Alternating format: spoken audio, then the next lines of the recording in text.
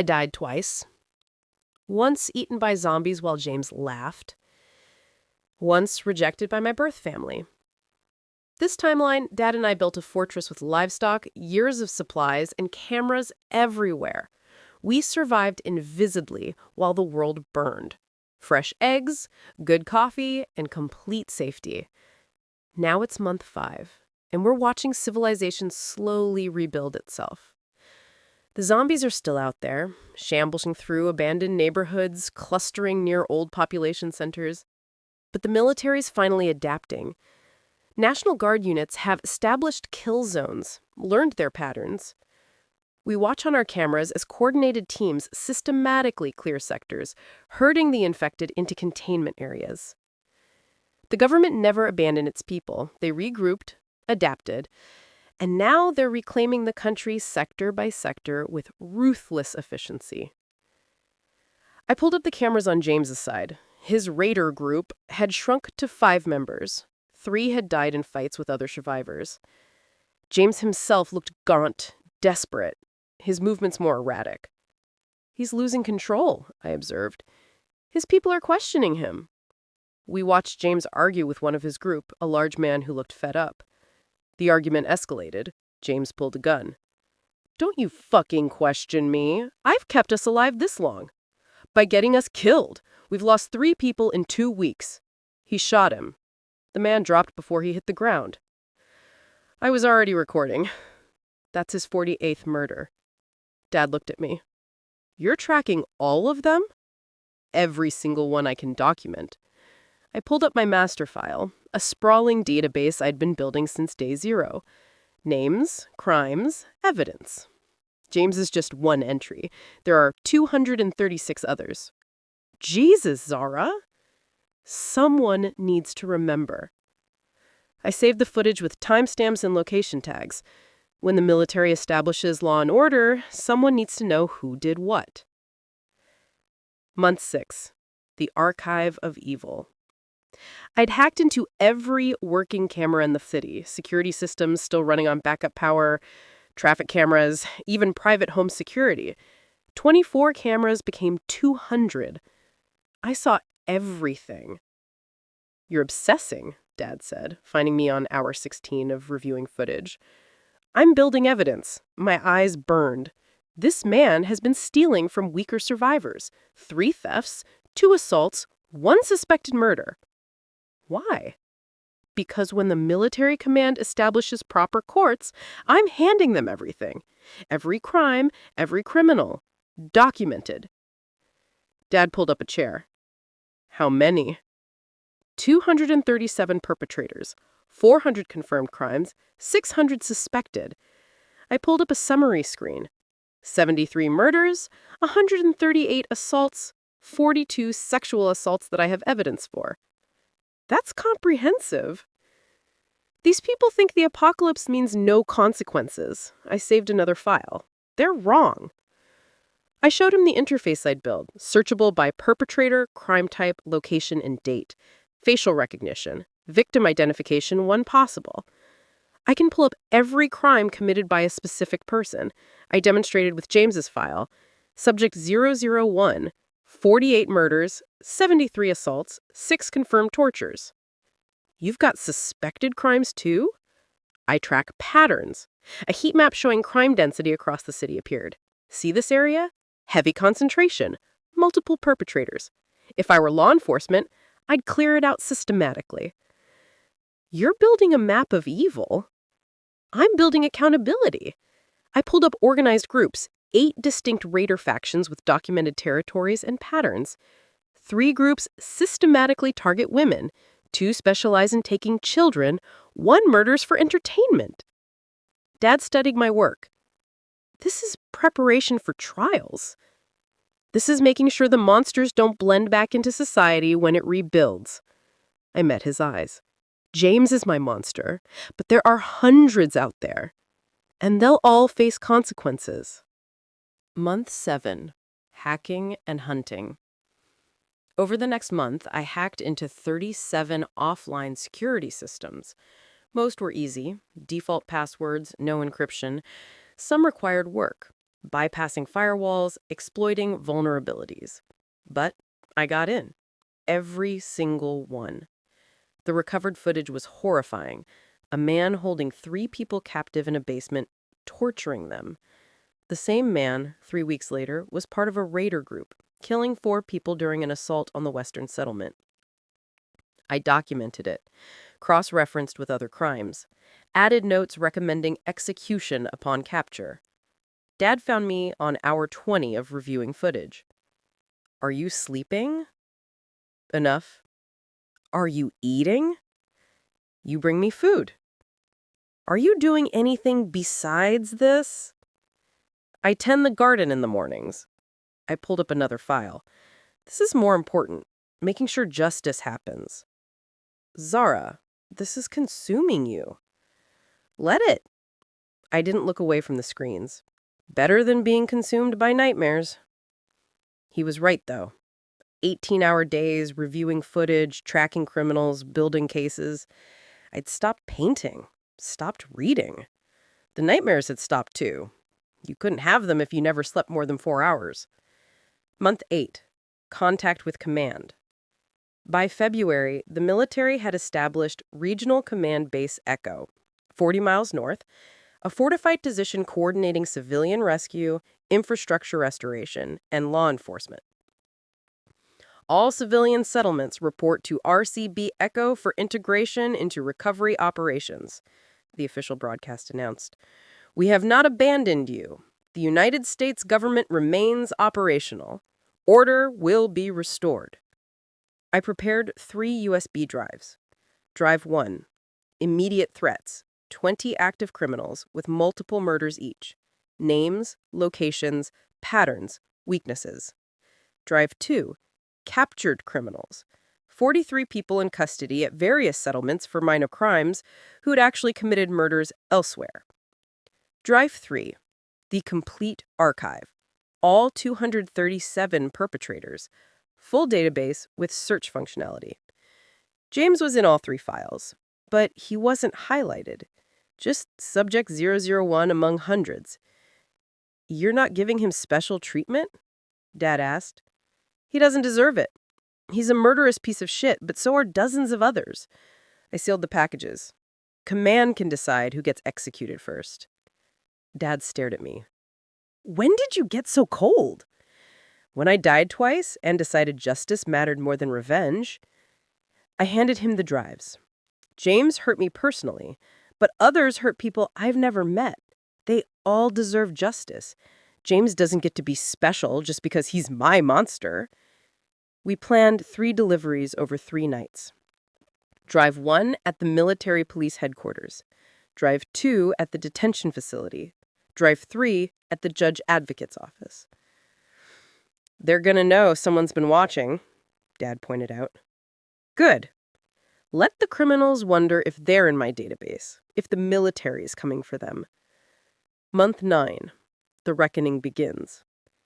The military's response was immediate and overwhelming.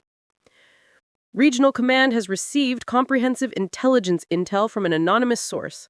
All documented criminals and perpetrators of crimes against humanity will be apprehended and tried under a military tribunal. This is not a request. This is the restoration of order. They started with Drive 1. 20 coordinated raids over 2 weeks were conducted by military police and special forces units. 19 successful captures. 1 was killed resisting arrest. We watched it unfold. Raiders surrounded by professional soldiers. A serial rapist was extracted from his hideout by a tactical team. One by one, documented criminals were brought to justice.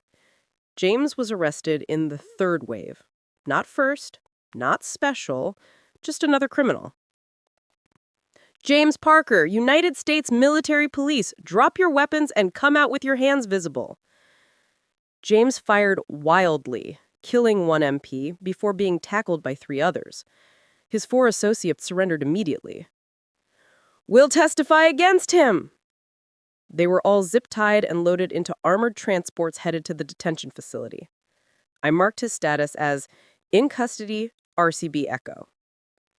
You're not even calling him James anymore, Dad observed. He's a data point. I pulled up the tribunal schedule. Case number 17. He'll be tried next week. You don't want to watch it specifically? I'll watch them all. Every tribunal. Every sentencing. I opened my tracking spreadsheet. Justice isn't just about James. The military tribunals. They conducted tribunals in batches, public proceedings broadcast over military channels, transparent evidence presented by judge advocates. I watched them all. 3 murders, theft, and assault on medical personnel. 20 years hard labor at Fort Leavenworth. 5 murders, 2 rapes, torture, execution by firing squad. 12 murders, targeting children, execution by firing squad. James's tribunal came in week 3. Case number 17, subject 001, also known as James Parker, the prosecuting officer announced. 48 documented murders, 73 assaults, 6 confirmed torture incidents. The government presents comprehensive video evidence provided by civilian intelligence sources. They played my footage. James is executing someone. James is torturing a captive. James laughed during a beating. The military judges looked grim. James's defense counsel, my client acted in a survival situation, the breakdown of civil authority. The government never abandoned its people, counselor, the presiding judge interrupted. Regional command maintained operational status throughout the crisis. Your client chose murder and torture when military protection was available to all civilians. This tribunal finds clear evidence of crimes against humanity committed with sadistic intent. I sat in my control room eating eggs, drinking coffee. James was just another tribunal. Number 17 out of 93. The panel deliberated for 2 hours. Guilty on all charges. Execution by firing squad. James screamed. I was already reviewing the next case file. You're not even watching his reaction? Dad asked. I've documented him for months. I know how he reacts. I pulled up another perpetrator's profile. This one's more interesting. Systematic killing patterns. I'm writing an analysis for the judge advocate. Psychological profiles now? Command requested them, I typed notes. They want to understand patterns, risk assessments for sentencing considerations. The executions. The military conducted executions monthly at dawn. All death sentences were carried out together following proper military protocol, witnessed and documented. I watched from my control room. The first execution, I felt satisfaction washing through me like vindication. By the third, my coffee had gone cold in my hands while I checked names off my list. By James's execution, my fingers moved mechanically across the keyboard, updating his status as deceased before the command to fire had even been given. James Parker, subject 001. You have been found guilty by military tribunal of 48 counts of murder, crimes against humanity, and violations of martial law. Sentence, death by firing squad. Any final words? Please, I don't want to die. The government abandoned us. The government never abandoned its people. Ready, aim, fire. James dropped. I marked him deceased and opened the next case file. That's it? Dad stared at me. James is dead, and you're just moving on? 93 total tribunals, 67 convictions, 37 executions. I pulled up my statistics dashboard. 26 still awaiting trial. Zara, James tortured you, destroyed you in another timeline. I know. I gestured at his file on my screen. Hundreds of pages, every crime cataloged. But he doesn't get to be special. He's subject 001. And now he's been executed. Next case. Dad's voice was quiet. When did you stop being human? That stopped me. I looked at my screens. Hundreds of documented crimes, dozens of tribunals tracked, execution schedules and evidence files and cold documentation of the worst things humans could do. I don't know, I admitted. Maybe when I realized that caring too much about any individual monster meant caring too little about all their victims. You've turned justice into data analysis. Someone has to remember, but my voice sounded hollow even to me. Someone has to document. But you've made yourself into a machine doing it. I turned back to my screens without answering. Subject 203's tribunals tomorrow. I had evidence to review. Month 12. The cost of justice. Dad found me in the control room on day 3 of what I thought was day 1. "You need to eat," he said, setting down a plate. "I ate yesterday." That was 3 days ago. I blinked at him, surprised. I'd been reviewing footage for an upcoming tribunal, lost track of time. "You've lost weight, dark circles under your eyes. You haven't showered in a week," his voice cracked. "You're killing yourself documenting everyone else's crimes." "I'm building. You're hiding from trauma by turning it into spreadsheets." He pulled up a chair, forcing me to look at him. "You've helped convict 67 criminals, delivered justice to hundreds of victims, but you've sacrificed yourself doing it." I started to argue, but the words died in my throat. "When's the last time you painted?" I couldn't remember. "When's the last time you went to the rooftop?" I don't have. When's the last time you did anything that wasn't documenting crimes? His hand on my shoulder was gentle. "James is dead, Zara. When are you going to let yourself process that?" "I feel fine." "You feel nothing. That's the problem."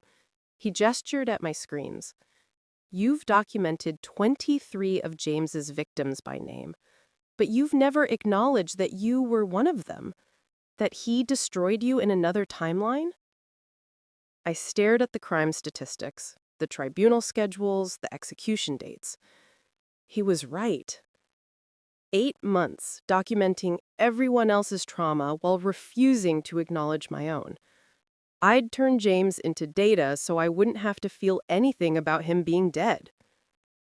"I don't know how to feel it," I whispered. "If I start really feeling it, I'm afraid I'll fall apart." "Then fall apart. I'll help you get back up." "But the tribunals?" "Will continue whether you document them or not. Command has your evidence, your database."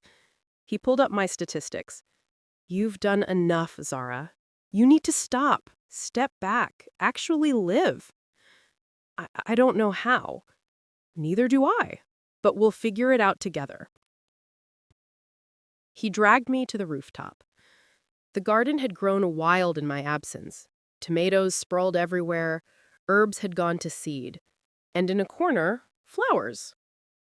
"When did you plant these?" I touched a rose petal. "Month 7. You were so focused you didn't notice." His smile was sad. "I planted them because I was worried you'd forget that beauty exists." I sat among the flowers. Something cracked in my chest. The tears came violently. 8 months of suppressed emotion flooding out.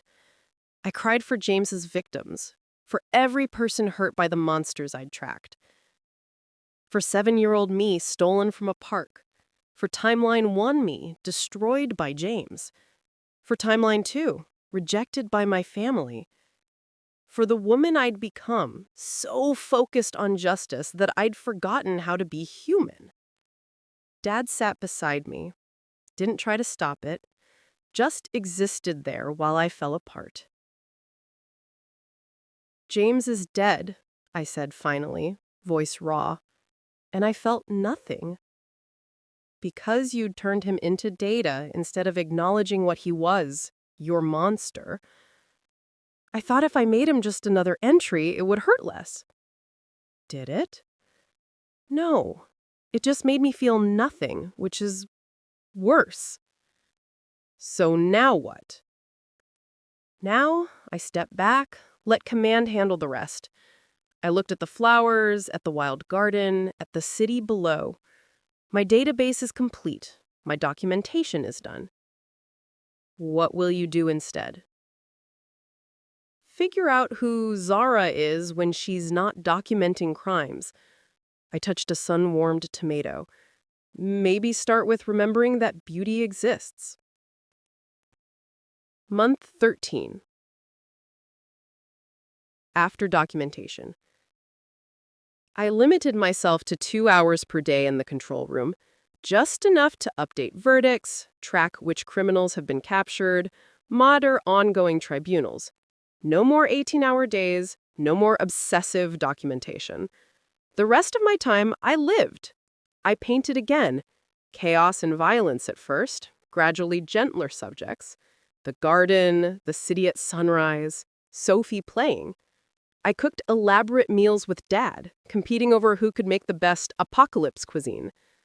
I read books, talked about things that weren't crime or justice. I slept full nights. The nightmares returned. I'd been avoiding them with sleep deprivation, but somehow Dad being nearby made them bearable. "You're different," he observed over breakfast. "I'm healing, or trying to. I actually tasted my eggs instead of mindlessly consuming fuel. Slow learner. But learning." I smiled. Justice doesn't have to consume me. I can care about accountability without sacrificing myself for it. My database was still there, still being used by military tribunals, but I wasn't chained to it anymore. James was dead, and I was finally allowing myself to feel it, to acknowledge that he'd been my monster, and now he was gone. It didn't fix the trauma, didn't erase 3 timelines of horror, but it was something. Month 14. The woman returns. Maya appeared on our cameras again, at the military medical facility, wearing clean scrubs, organizing supplies in their expanded civilian clinic. She made it, I said. Survived. Became something. We watched her work. Competent, purposeful, directing survivors, treating injuries, building something that mattered under the protection of restored government authority. 1 backpack of supplies, I said quietly, and she became this. You could meet her?